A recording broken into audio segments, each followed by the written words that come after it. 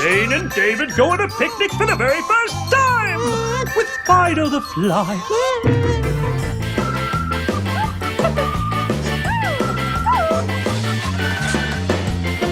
Shane and David spread out their picnic blanket with a little help from their friends.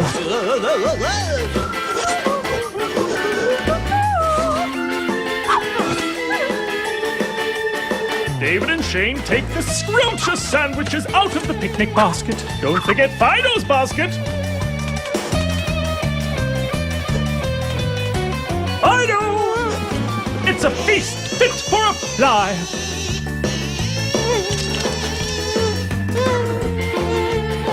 Now it's time for picnic games. A potato sack race. And they're off!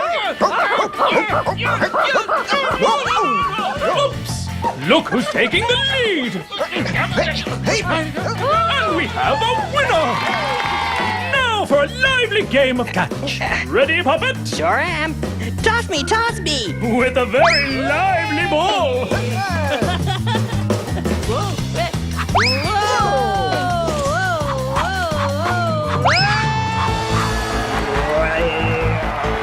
Who will catch it?